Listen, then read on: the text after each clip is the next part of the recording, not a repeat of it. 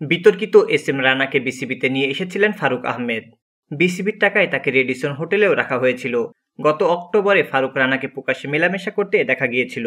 ওই ছবি সামাজিক যোগাযোগ মাধ্যমে ছড়িয়ে পড়ার পরই সমালোচনার মুখে পড়েছিলেন বিসিবির সভাপতি। বিপিএলে স্পট ফিক্সিং ইস্যু, রাজশাহী ও চট্টগ্রামে বিতর্কিত ফ্রাঞ্চাইজি নিয়োগ, মধুমতি এবং মেঘনা ব্যাংকে অস্বাভাবিকভাবে ১১৮ কোটি টাকার এফডিআর করা এবং সম্প্রতি তাহিদ হৃদয় নিষেধাজ্ঞা ও তামিম ইকবালের চাপ প্রয়োগের ইস্যুতে নজ্জানো হওয়ার ঘটনায় বিতর্কিত হচ্ছে ফারুক আহমেদ। জাতীয় দলের সাবেক এই অধিনায়ক বিসিবির প্রথম ক্রিকেটার সভাপতি। তার কাছে তাই প্রত্যাশাও বেশি ছিল ক্রীড়াপ্রেমীদের।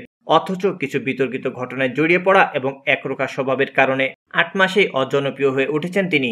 বেশিরভাগ পরিচালকের অভিযোগ, রেগে গেলে সভাপতির আচরণ শালীন থাকে না। তার শুভাকাঙ্ক্ষীরা মনে করেন মেজাজ হারিয়ে দিন দিন শত্রুতা বাড়াচ্ছে ফারুক। তার ক্যারিয়ারে এটা প্রভাবিত করতে পারে বলে মনে করেন ক্রিকেট বোদ্ধারা। গত ডিসেম্বর জানুয়ারিতে ফারুক আহমেদের সঙ্গে বিতর্কে জড়ান যুব ও ক্রীড়া উপদেষ্টার পেশ সচিব মাহফুজুল আলম। মন্ত্রণালয়ে খোঁজ নিয়ে জানা গেছে, বিসিবির সভাপতি ফারুকের সঙ্গে কয়েকজন বিতর্কিত লোকের ওঠা বসার কারণে ঝামেলার সূত্রপাত। বিসিবি সভাপতি হওয়ার পর ঝুঁকিপূর্ণ ব্যাংক থেকে এফডিআর সরিয়ে নিরাপদ ব্যাংকে নেওয়ার কথা বলেছিলেন ফারুক আহমেদ। গতকাল এক বিজ্ঞপ্তিতে বিসিবি জানায়, ঝুঁকিপূর্ণ ব্যাংক থেকে 250 কোটি টাকা উত্তোলন করে সবুজ ও হলুদ তালিকাভুক্ত 13টি ব্যাংকে 238 কোটি টাকা নতুন করে এফডিআর করা হয়েছে।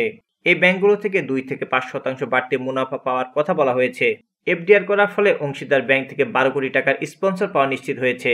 মধুমতি ব্যাংক ও মেঘনা ব্যাংক ঢাকা ও জাতীয় লীগের স্পন্সর ছিল। নতুন করে এফডিআর করায় সভাপতিকে কেউ দোষারোপ করছে না। সমস্যা হয়েছে মধুমতি ও মেঘনা ব্যাংকে 118 কোটি টাকা এফডিআর করা নিয়ে।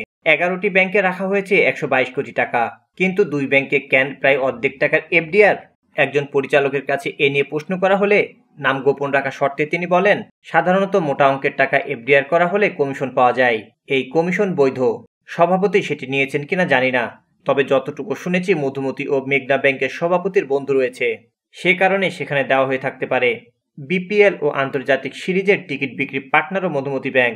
এ বিষয়ে ফারুকের কাছে জানতে চাওয়া হলে তিনি বলেন, পুরোপুরি স্বচ্ছতার ভিত্তিতে কাজগুলো করেছি। সংবাদ সম্মেলনে ঘোষণা দিয়েছিলাম, ঝুঁকিপূর্ণ ব্যাংক থেকে এফডিআর নিরাপদ ব্যাংকে নেওয়া হবে। বোর্ড সভায় অনুমোদন নিয়ে কাজটি করা হয়েছে। এছাড়া ফিনান্স ও লজিস্টিক কমিটির চেয়ারম্যানরা স্বাক্ষর করেছে। মূলত আমার ইমেজ ক্ষুণ্ণ করতে এ ধরনের কাজ করা হচ্ছে। তবে বিসিবির পরিচালক মাহবুবুল আনাম বলেছেন ভিন্ন কথা।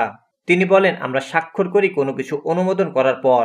তখন ফিনান্স কমিটির সভাপতি ছিলেন সভাপতি নিজে।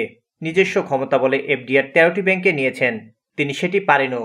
যে ব্যাংকগুলোতে নেওয়া হয়েছে সেখান থেকে বিসিবি আর্থিকভাবে লাভবান হচ্ছে, এ কারণে নেওয়া হয়েছে।